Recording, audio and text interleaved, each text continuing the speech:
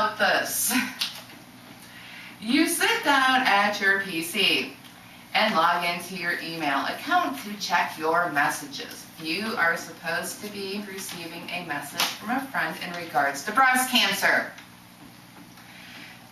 But when you go to open your message, it's telling you that your email has contained indecent material and was intercepted due to violation of FCC regulations.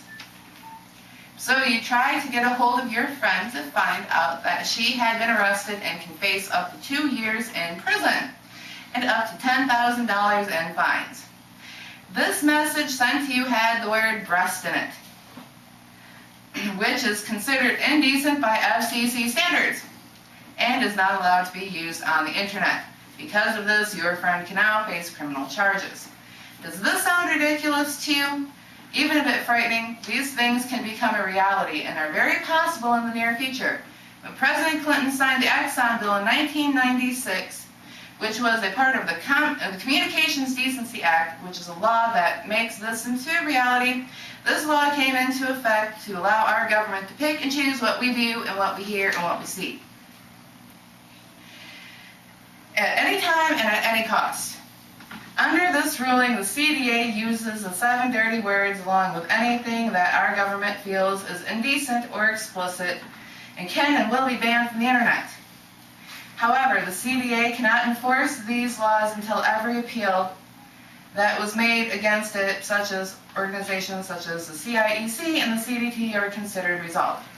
The internet, which is a worldwide portal for transferring and communicating with information, this is also theoretically considered a print medium. These facts state that such restrictions like censorship should not be placed upon the internet. Instead, we should be allowed to self-regulate instead of our government controlling what we can see or hear. Censorship as a whole violates the First Amendment in our Constitution, which takes away our freedom of speech. Since the virtual world of the internet is still a fairly new concept, these restrictions are placed by the CDA will determine the control and the freedom of speech that we are allowed to enjoy in the future. Its enforcement will eventually take away valuable sources of information on topics such as abortion, AIDS, or even birth control. Though the restrictions that have been imposed by the CDA, which jeopardizes the rights to free speech, may support the censorship, feeling that this will protect minors from sexual predators and from exposure of indecent, pornographic, and obscene content when surfing the net. There should be more awareness on the services that are available to protect our children, such as web filtering, web rating systems, so parents can screen and control what their child views according to their standards, not with the influence of our government. Predators, on the other hand, cannot be cured and will figure out new ways to gain trust and prey on our children, on or offline. Our children today need to become educated by their parents on issues such as sexual abuse and how to prevent it from happening. Children should learn where not to go, and their parents should screen their activities on the net, just like anywhere else. Putting the ban on the internet content will not prevent sexual abuse amongst our children. Only education will prevent this. There are legitimate fears in our society, but to take such drastic measures as censoring the internet is honestly not necessary. The repercussions of such an action can do more harm than it can good. Many do not realize that the impact behind censoring can have on the future of our society, transferring information and our First Amendment rights. There are other issues on the government which feels that it's posing a threat to our society. Another important issue is that the result under CDA enforcement is the issue of indecency. What exactly is indecency? What do you feel is obscene? That should be left to the individual and not the government deciding for us. This is supposed to be America, and we are supposed to have freedom of speech and the freedom of choice along with many others.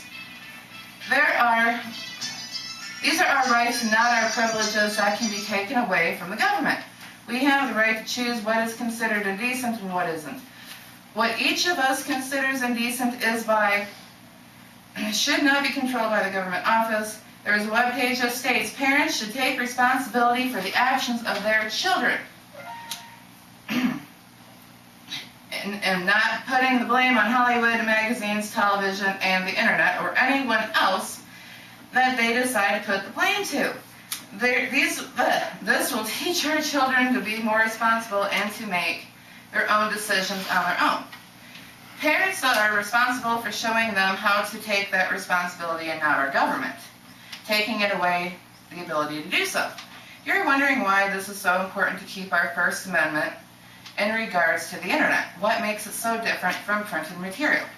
The difference is that the internet is a unique tool of communication that deserves the same rights as the First Amendment and protected like any printed material. But Butler versus Michigan in 1959 argues that the standards of indecency cannot be applied to printed materials. Due to this, our government cannot justify its reasoning behind censorship on the net. We have to find that happy medium in order to satisfy everyone. So what can we do to solve the problem? There are several things that software makers and the average Joe can do to solve the problem.